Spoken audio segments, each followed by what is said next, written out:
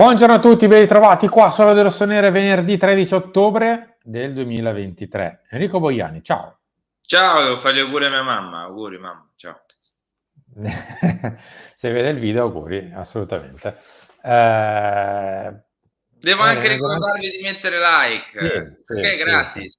Non perdete soldi, non rischiate di perderli, non diciamo è gratis mettere like. Forza, mettete like, supportateci, iscrivetevi al canale, attivate la campanella per tutte le notifiche e niente, continuate a seguirci e lasciate un commento qua sotto, diteci la vostra. La vostra è qualcosa di interessante perché comunque oggi si va anche un po' fuori dal campo. Siamo comunque a Radio Rossonera, parliamo di Milan, però d'altronde è come se dovessimo parlare che so, di un appartamento e poi invece fuori dalla finestra c'è il delirio più totale, mentre in casa non succede nulla. Siamo all'interno di un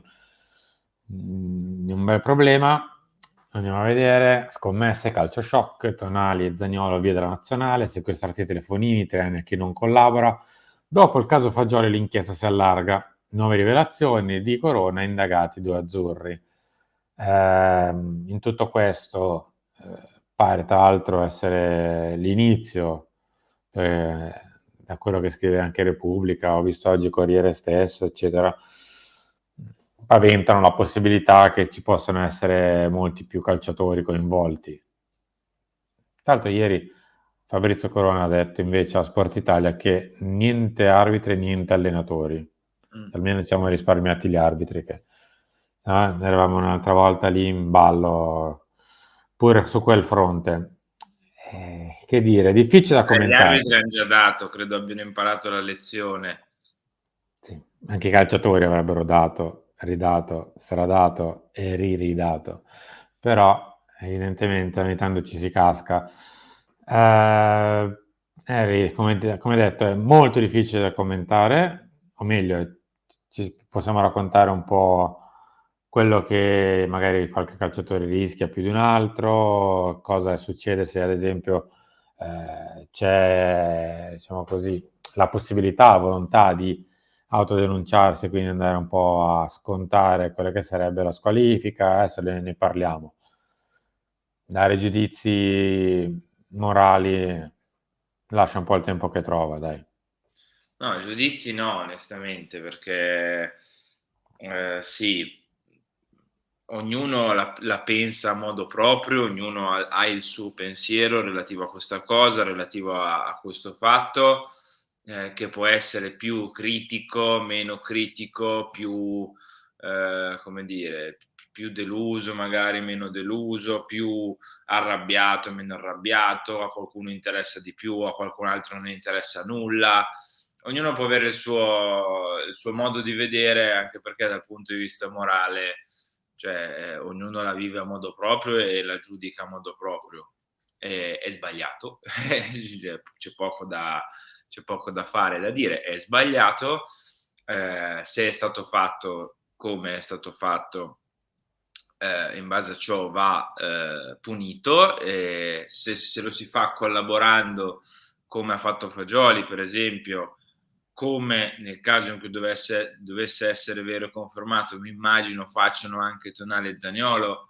Secondo me è una cosa che si espanderà a macchia d'olio, perché è inevitabile che se collabori, in qualche modo devi collaborare. Quindi credo che non sia finita qua, ecco, ma è una No, pare sensazione proprio di no.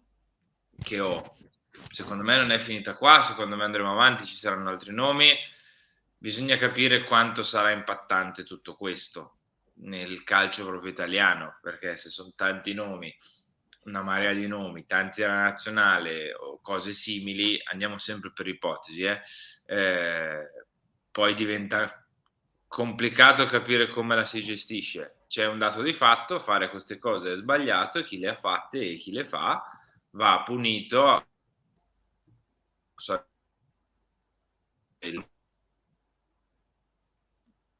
Ehm Ti ho un po' perso, Henry, dalla connessione. Spero che non sia un problema mio, perché sennò se vado avanti io e non tu diventa un bel problema. Eh, quali rischi corrono? Allora, almeno 3 anni di squalifica, lo sconto è possibile se si collabora. Per ora la Procura FIGC ha aperto un fascicolo all'eventuale stop di Tonali e Zaniolo in Premier. La questione è abbastanza complicata perché, come vedete dalla Gazzetta, allora, se non si collabora, il rischio di andare veramente incontro a un lunghissimo stop. Insomma, se si pensa di aver commesso qualcosa che non va, è giusto collaborare, e diciamo che si va anche incontro a una forte riduzione di quella che potrebbe essere la squalifica. Eh, per Fagioli si parlava di 8, 12 mesi, quindi molto meno rispetto a 3 anni paventati.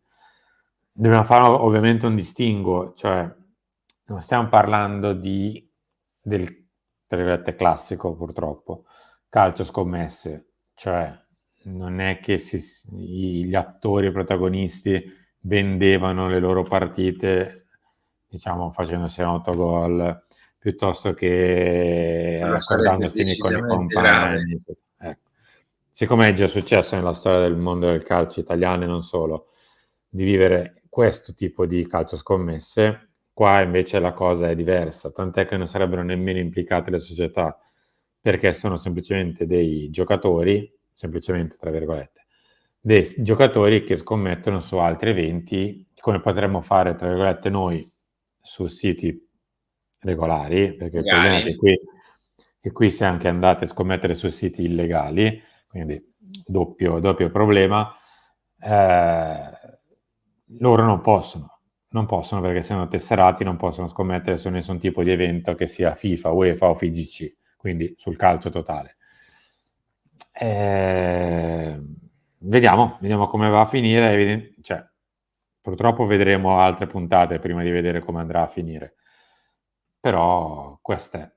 Stipendio sospeso oppure risoluzione, le società potrebbero rivalersi così, perché comunque si andrebbe a un problema legato a un contratto di un calciatore che la società può decidere: ti pago lo stesso, nel mentre posso sospenderti lo stipendio, o addirittura potrebbero rescindere il contratto.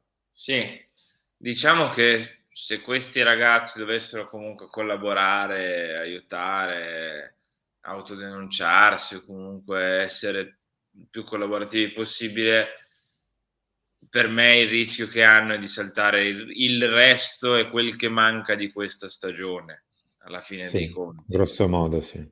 Alla fine per me se chiudi un occhio, contando che non dico metà, ma un quarto è già andata, è come se ti facessi una sorta di crociato alla fine della fiera, tra l'altro manco te lo fai. Direi che può andare bene così, continui ad allenarti per i cavolacci tuoi e finisce lì. Io penso che si possa andare così. Poi bisogna capire le società cosa faranno, cioè l'Aston Villa e il Newcastle, soprattutto per quanto riguarda Tonali, cosa decideranno di fare, perché poi sono società inglesi, quindi sono estranee da questa cosa, ma neanche tanto, perché hanno avuto un caso interno in Premier, che è quello di Toney, Mhm. lì un po' più pesante la questione, però comunque gli è già capitato. E d'altra parte questa cosa è successa mentre i giocatori erano in nazionale tra di loro, quindi è difficile capire cosa accadrà, ecco, per le società, cosa decideranno di fare, se si sospenderanno lo stipendio, se rescinderanno. È una bella grana e siamo solo all'inizio, siamo Mm. veramente solo all'inizio. Va bene, dai, ci prendiamo un turno di riposo, diciamo così, da questo. Torneremo a parlarne nel caso se ci sono novità. Vabbè, settimana prossima. Parliamo un secondo di Milan, che è già nel futuro per Gazzetta. Pioli tra i grandi, Maignan blindato, nuovi talenti per altri successi. Stefano insegue i numeri dei signori della panchina, punta Sacchi e Lidolm. Leao già in cassaforte, ora tocca a Magic Mike, rinnovo senza clausola, si chiede Gazzetta. I giovani invece, il Merino c'è Miranda, Vice Teo, Camarda cresce con Abate. Insomma, vabbè, non ci sono grandi news da questa doppia pagina di Gazzetta. Andrei oltre. Loftus, Sì. Krunic e Kalulu invece corrono verso la Juve. Questo sì, è interessante perché, come abbiamo detto tantissime volte, lo diremo purtroppo per tanto ancora, ci sono 3 partite che ci aspettano, non solo quelle nel prossimo periodo, bisogna avere sicuramente almeno a disposizione il 90%, 100%, 2 su 3, che sono quelli un po' più vicini al rientro. Loftus mi sembra quello un pochino più semplice, perché è quello che ha avuto l'infortunio migliore, passami il termine. Sì. Gli altri si devono anche un pochino rimettere in piedi perché hanno avuto un problema un po' più pesante. Sì, attenzione a Loftus, Mm. perché ci pensavo qualche giorno fa. È un infortunio che forse è la prima volta che lo sentiamo, cioè perlomeno io era la prima volta che lo sentivo. Mm. La zona pubo-adduttoria, cioè non è né pulmalgia né cioè è una roba proprio a metà. Quindi starei un po' cauto. Mm. Magari gli faccio fare un po' di minuti con la Juve e poi lo butto dentro col Paris. Non andrei pronti via 90 minuti sparato con la Juve per Loftus. Proprio perché è una cosa per me delicata, cioè una zona grigia, muscolare, a metà tra più zone. Starei un po' attento, ecco. Solo per questo motivo qua. Gli altri invece sono infortuni che più o meno conosci già un pochino di più, soprattutto Krunic direi che sistematicamente di sto periodo si fa male, poi sai che sistematicamente torna anche a buoni livelli e in buone condizioni, quindi di base sarei più tranquillo con Krunic e con Kalulu piuttosto che con Loftus, che è un infortunio un po' diverso. È vero che Mm. sembra un po' più leggero, no? Però va a capire se magari sto fastidio rischia di essere magari cronico, rischia di darti fastidio un'altra volta, cioè è una zona un po' particolare, quindi non lo sottovaluterei anche se è ristabilito, può tornare a giocare, eccetera. No, ripeto, non è solo dal punto di vista precauzionale per un infortunio un po' strano, cioè perlomeno non so te, io è la prima volta che sentivo quella zona lì. No, diciamo che allora, forse è nella parte proprio specifica che è un po' strana da sentirsi. È una zona che in teoria ci si fa male, ma quella zona specifica indicata, vabbè che dice tutto e non dice niente in realtà, però eh, spero che Loftus possa tornare perché ci serve qualcosina in più a livello qualitativo lì in mezzo al campo e lui ce la dà sicuramente. Volevo chiudere, Henry, prima di salutare, con la questione delle anticipazioni sul bilancio. Lo trovate direttamente sul sito di Radio Rossonera, ci sono più pezzi che ne parlano. Ieri sera, ad esempio, abbiamo parlato nel talk della questione multa con il Lille e il Milan che si sono accordati modificando quella che era la percentuale sulla futura rivendita di Leao e trovando così un accordo per poter, diciamo così, cancellare la questione multa dai problemi di Rafael Leao e non solo. Abbiamo parlato ad esempio dello stesso Loftus-Cheek che era dentro, è già dentro questo bilancio, insomma vediamo qualche anticipazione su quelle che sono state le entrate, le uscite, qualcosa legato anche al botteghino che è stata forse uno dei grandi motivi che ci hanno permesso di fare un salto in avanti anche a bilancio, c'è la questione legata al fair play finanziario, al settlement agreement, insomma c'è veramente di tutto nei pezzi che sono usciti sul sito, vi rimandiamo lì e per il resto invece vi rimandiamo tra poco, caro Henry. Sì, chiama Milan tra poco alle ore 11 sulla piattaforma viola, poi c'è Lancia alle 13 e c'è Pelle Rossonera alle 16, quindi ti tocca, direttore, con Carlo Pellegatti. A proposito di Carlo, oggi registreremo anche il secondo episodio delle cronache di Pellegatti con Beatrice Sarti, Carlo Esatto. Pellegatti e col sottoscritto che dovrà editare il video, quindi la prossima settimana, all'inizio della prossima settimana, rivivrete insieme le sfide Milan-Juventus di campionato con Carlo. Grazie a tutti, ci ritroviamo tra poco.